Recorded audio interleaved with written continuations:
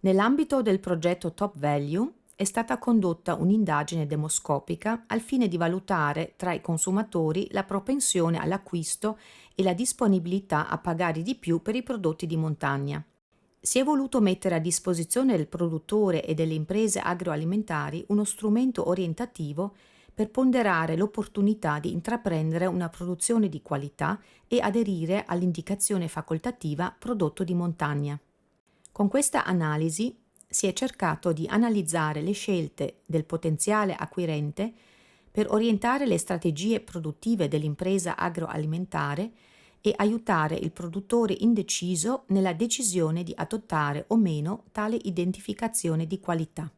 Sono state intervistate 1.800 persone nelle regioni del Friuli Venezia Giulia e Veneto, responsabili degli acquisti alimentari in famiglia tra i 18 e i 65 anni. Si è scelto un campione rappresentativo delle famiglie italiane, composte in media da 2-3 persone con un potere d'acquisto medio e residenti in area cittadina, per verificare come il prodotto di montagna sia conosciuto al di fuori dalle aree di produzione. La maggior parte di queste persone ha già visto i prodotti di montagna e la maggior parte di loro li ha acquistati. Tuttavia, lamentano che non sempre riescono a riconoscerli con facilità. Una volta identificato, il prodotto di montagna ha un forte potere evocativo nell'immaginario collettivo. Più del 50% vi associa immagini legate alla naturalità, alla genuinità del prodotto, alla tradizionalità e all'artigianalità del processo produttivo. Gli sono inoltre riconosciute caratteristiche organolettiche superiori rispetto agli altri prodotti disponibili sul mercato in termini di sapore, bontà e colore. L'indicazione facoltativa è quindi portatrice di una serie di valori aggiunti, richiamando prontamente alla mente del consumatore quei benefici di cui peraltro è effettivamente garanzia. È emerso che più del 90% degli acquirenti si dimostra interessato al logo prodotto di montagna e vorrebbe trovarlo soprattutto sui prodotti lattiero-caseari, seguiti dai prodotti a base di carne fresca e trasformata. Tutti prodotti fortemente legati alle aree montane nell'immaginario collettivo, a riprova del forte valore evocativo dell'indicazione facoltativa. Come per l'insieme degli acquisti, il consumatore preferisce trovare il prodotto di montagna presso la grande distribuzione organizzata. La maggior parte dei consumatori ha confermato la preferenza verso l'acquisto di prodotti a indicazione facoltativa.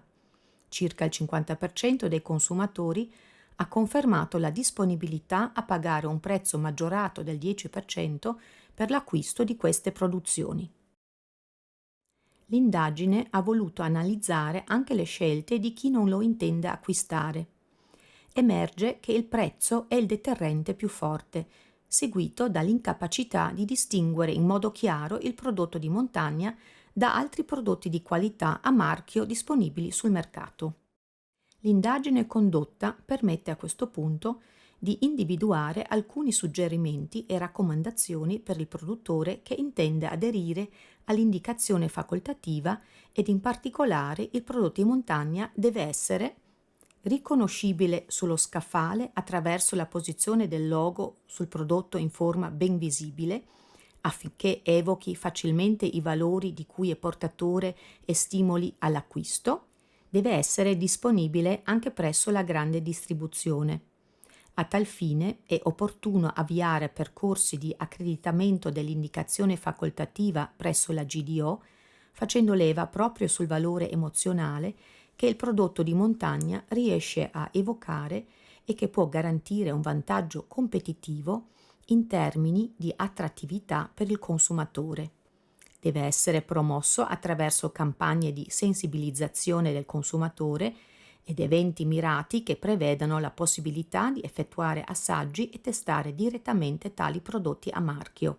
Inoltre, i maggiori costi della produzione possono ricadere sul consumatore, in quanto quest'ultimo si dichiara disposto a pagare un prezzo maggiore per poter mettere in tavola un prodotto ad alto valore aggiunto, sia in termini nutrizionali che ambientali e sociali.